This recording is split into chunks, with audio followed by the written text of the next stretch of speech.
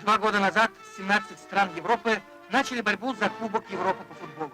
Одна за другой выбывали команды, уступая место сильнейшим. И вот их осталось только 2. Команда Югославии и Советского Союза. На парижском стадионе Парк де Пресс решающий финальный матч. Слева ворота советских футболистов. Они играют в темном футбол. После небольшой разведки югославы начали атаку.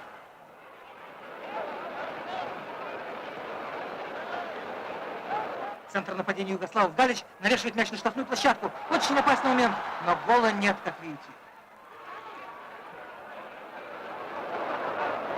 Вот мяч у футболистов сборной СССР. Быстрые передачи. Иванов отдает мяч Понедельнику. Впереди только вратарь. Нет, не успел Виктор Понедельник. На долю секунды опоздал, и мяч уже югославы отбивает к нашим воротам. Сильный пас. Лепта парирует удар.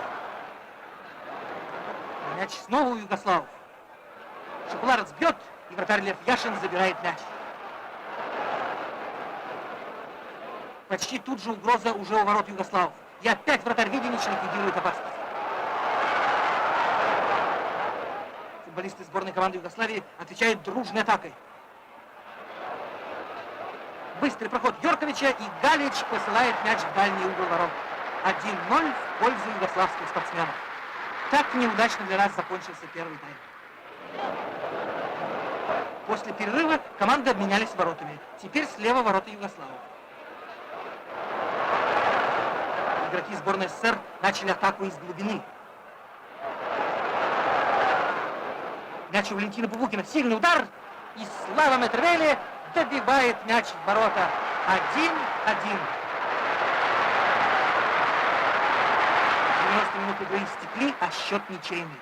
Судья матча, англичанин Эллис, назначил дополнительные 30 минут игры. Спор решится только победой.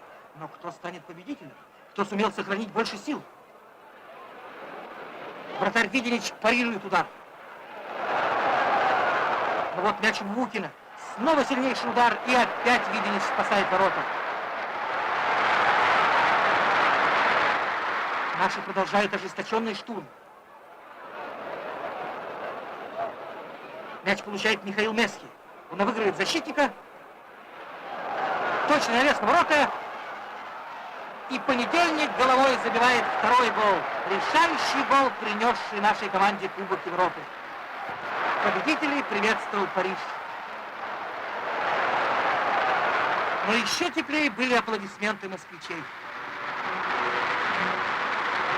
На центральном стадионе имени Ленина первые обладатели Кубка Европы — сборная команда Советского Союза.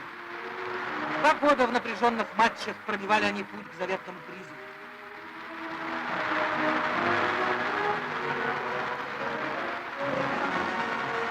И только через 4 года вновь будет решаться судьба Кубка Европы. А пока он у самых достойных, у футболистов Советского Союза.